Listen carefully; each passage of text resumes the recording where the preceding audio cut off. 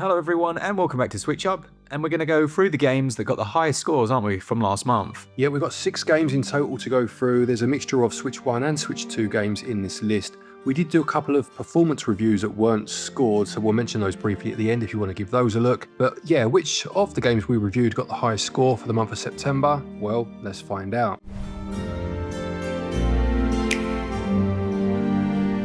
Kicking off then, we've got Fear Effect, which was a shadow drop that I didn't expect for sure, and I don't think anyone else did.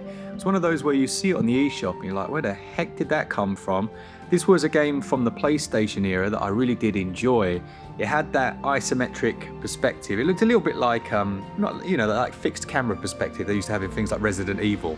Yeah. And you basically played as a mercenary, but you're kind of outside of the law and you're trying to intervene in a situation involving like a Yakuza's daughter or something like that. But it is an interesting game. It does feel very dated in its setup. Like the first level, you're using guns and weapons and things, and all of a sudden on the second, there are these zombies and stuff. Okay, bit of a switch. It is a bit of a switch. You're like, what the heck's going on?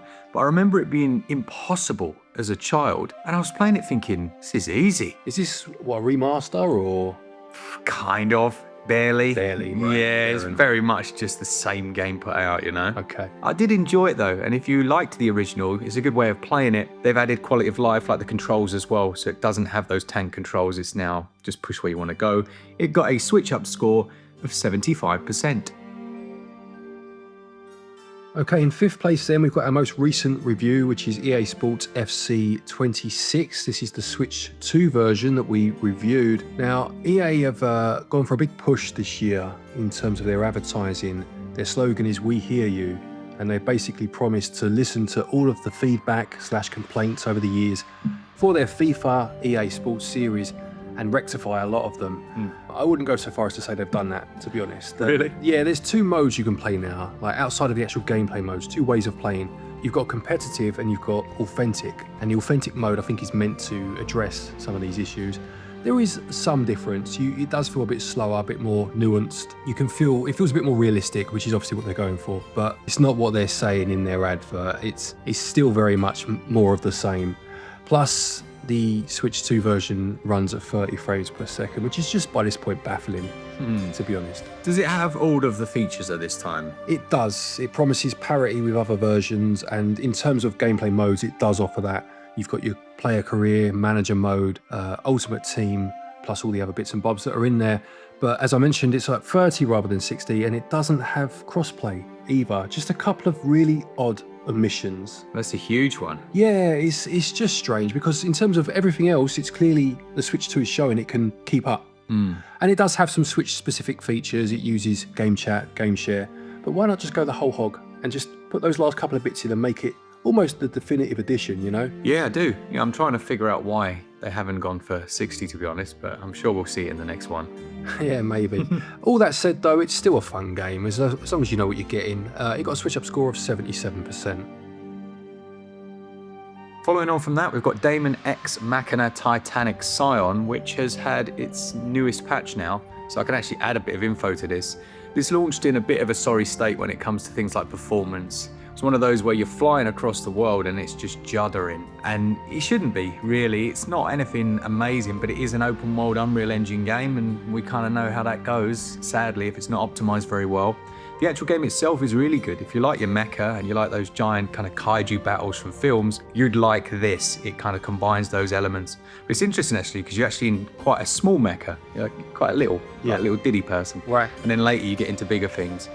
But as I say, at launch, performance really dragged it down. I think I gave it something like 10 for performance. I see. It was pretty shocking. But the actual gameplay is completely the opposite. I will say, as I've just mentioned there, this has finally had its 1.10 patch, which does introduce gyroscopic controls, which fixes another big issue in that a lot of the weapons are manually aimed. And using the analog on a joycon is a shocker, isn't it, when you're manually aiming? Yeah, it can be, that's for sure. But yeah, enjoyed it quite a lot actually. It got a SwitchUp score of 80%. Okay, in 3rd place then we had Lego Voyagers, which is a co-op experience. You can't actually play this No. in single player. It is a Switch 1 and 2 released. This again is the Switch 2 version that we reviewed, and it's from the same team that did, I think it's called Lego Builder's Journey, something like that, another game. Very kind of puzzle orientated, lovely, relaxing game. Makes great use of its license in terms of the Lego world that it builds around you, and you play as a couple of Lego bricks, picking up other pieces to build bridges and open doors and all sorts of bits and bobs. We enjoyed this one, didn't we? Yeah, we really did. It really is a charming game. Everything and the way that it tells its story, both visually and in terms of the audio, is very clever. And the way you work together as well is nice. It gives you some really quite challenging problems, and you're like, man, hang on, I thought this was for kids. But it's not. It's just for fans of adventure and Lego, isn't it? It is, and it's one of those where I feel personally that you get more out of it if you play with someone that's of a similar skill level, because you are working in tandem. It's not just a co-op game by name. You really do both have to pull your weight at times. There's times where you're both steering a vehicle, and obviously you're working on different axes and stuff like that. But if you can get on board with that, yeah, huge amount of fun. Not particularly long, but at the same time, I don't feel like it overstays its welcome. No. Good game. Got a SwitchUp score of 82%. I think everyone knows what the top two games are going to be, but in the second position, we've got Hades 2. Now, this released to quite a bit of fanfare. It's funny because I've been playing it for a long, long time over on Early Access, so it wasn't like I was new to it. You know, you get it on launch day and everyone's like, wow, this is amazing.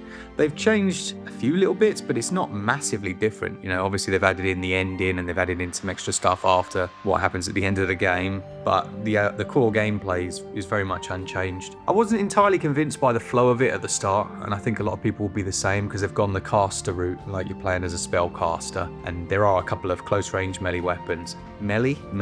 One of those. But they don't feel quite as satisfying, I think, as Zagreus' weapon. I think that's how you say his name in the first game. But yeah, it really does get good when you start to get the synergies between the different things you can collect. I still wish it had multiplayer. I know most people would think it doesn't matter, but we played, what was that Turtles game? Split of Fate, that's the one. Yeah, no, exactly. I think that game proved just how much more fun these can be with multiplayer. Even if you play this in single player and feel it couldn't be improved, I don't think anything is worse with multiplayer, is it? No, for sure. This one got a SwitchUp score of 93%. Okay, and into first place then, Mark alluded to it a moment ago, and when your second place game's getting 93, it's going to be a big one, and it's Hollow Knight Silksong. Yeah, I think the most impressive thing about Silksong is that they have completely ignored everyone, got on with what they needed to do, and released something across so many different platforms that hasn't really got any major issues. It runs beautifully. It is more Hollow Knight, you know, it is more of the same in some ways, but the world is so much bigger, there's so much more overlap, it's a more intelligently designed world. The enemies as well, I think, are better, the difficulty with which they're introduced. The bosses as well, I loved the difficulty. I was a bit, I don't know what the word is, put out when they nerfed some of the harder bosses. You know, you finish them and then they nerf them with a patch. You know how it works on Switch, like the download's just there, isn't it? Yeah. You don't really not download stuff. But the actual game is great, like if you like this type of thing. And I will say, if you like this type of thing, if you like punishing experiences, because if you don't, it could be quite frustrating. Do you, or did you ever worry that because of the wait, and because of the amount of games that have come out in between Hollow Knight and obviously now Silksong, that this was gonna almost be a disappointment, but without necessarily doing anything wrong? Yeah. Because of the weight of expectation and other games catching up, that sort of thing. Yeah, absolutely. Yeah, I think for some people that will be the case. Yeah. I think it always will. You know, there will be some people that got it too built up in their heads. I was expecting more Hollow Knight, and anything above that was going to be a win. Yeah. You know, and they did do more than that. I think, again, the world design, and there's like two different methods of fast travel. It's just better. They took away some of the frustrations. Things like the mapping is better this time around. Yeah. So yeah, a good game, really good game, in fact. It got a SwitchUp score of 95%. Lovely. So there we go. That's our month in review on SwitchUp. 6 games, as I mentioned. We did do a couple of performance reviews for games such as Star Wars Outlaws. Is that what it's called? Yeah, and that easily would have been in this list. Yeah, and Cronus The New Dawn was the other one. Yep. Didn't get around to fully reviewing those and scoring them, but if you want to see what we thought of them in terms of performance, then you can give those a watch too. Don't forget, if you're looking for eShop credit to pick up anything you've seen here, you can use our website switchup.gg and get yourself 5% of your purchase price back as cash back. And there's links down there to places such as PlayAsia if you want to save some money there using our link and code. It does help the channel out and it's much appreciated. Thank you to our patrons and our channel members for your continued support, and to each and every one of you for watching our videos. Take care, and until next time, happy gaming.